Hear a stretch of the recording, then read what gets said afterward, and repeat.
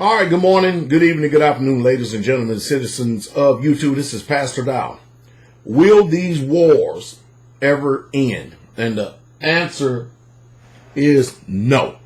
The powers that be have no plans whatsoever at all to stop all of this perpetual war. Literally. I remember when I went in service, okay? When they had already enlisted in 84, it was Grenada. I had a few conflicts all across this globe, like Honduras and a few other places, right, in 87, 88, somewhere along in there. Next thing you know, we had war in 89, 90, gearing up first Iraq war. And then in between that, we're gearing up for more war in Iraq now and Afghanistan. In other words, and then before that, we had the Vietnam War. And then we had just a brief moment in there.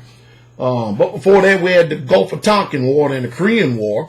I mean, America has been at war for as long as I've been alive. America has been at war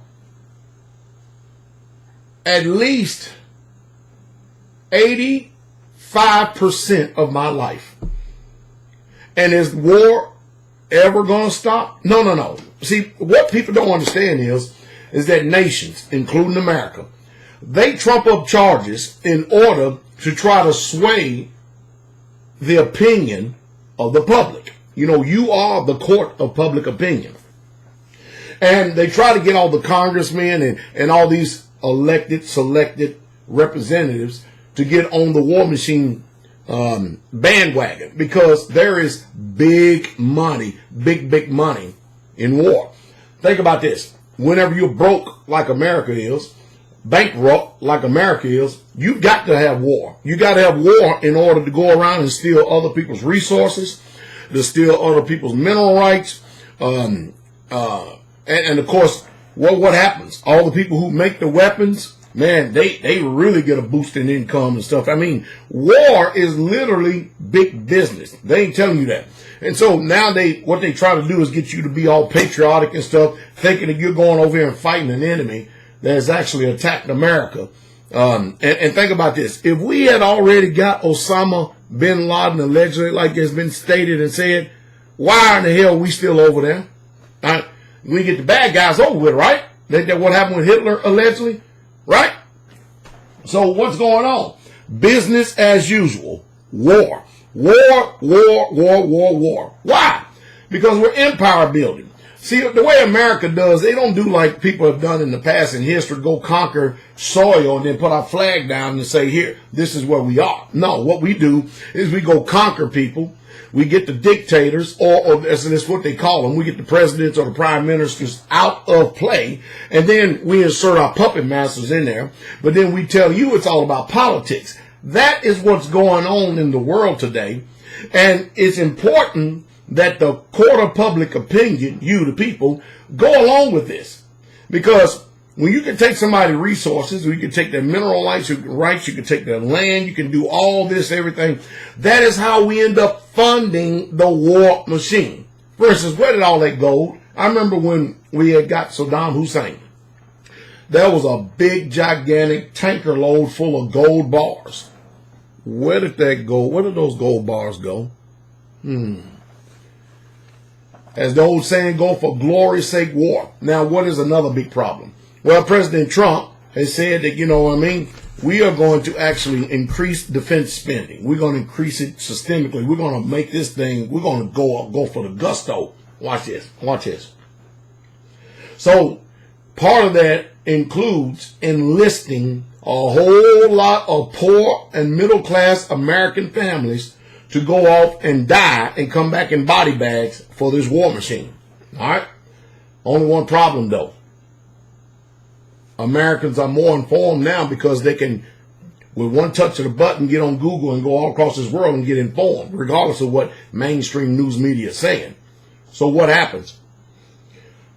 The younger generation is looking and seeing what's happening, and they saying, I'm not going this. And recruiters in the military are having a very difficult time getting people to come in, even though they're throwing all this fake money at them. All this fiat currency has been thrown. Hit $20,000 signing bonus, just get in. $40,000 signing bonus, just get in. $10,000 signing bonus, just get in. Just come in. And they want people to come in, left and right, right and left. And nobody is really joining up like they thought. Now, mind you, what do you think about people who become president in the United States of America? I really want to know the court of public opinion's opinion, such as Bill Clinton and Donald J. Trump, who had an opportunity to serve, but they took deferments. One of them, an educational deferment, decided to skip to Canada, and the other decided to actually get a doctor because rich, and to continue to keep writing notes and excuses for bone spurs in order to get them out of Vietnam. And then, as Jesse Ventura say, they were chicken to actually sign up and serve, like a lot of Americans do. But then they later on come back and they're presidents and they're hawkish on war.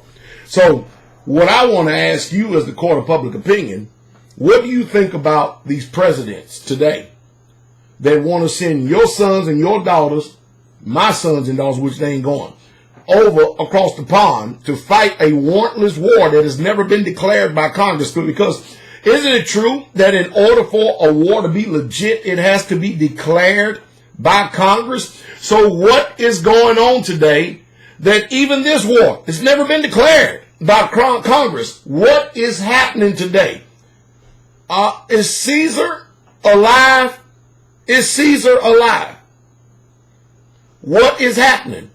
So what do you think about presidents that want to send your children to war, but they will not send their families to war, and they themselves will not go to war?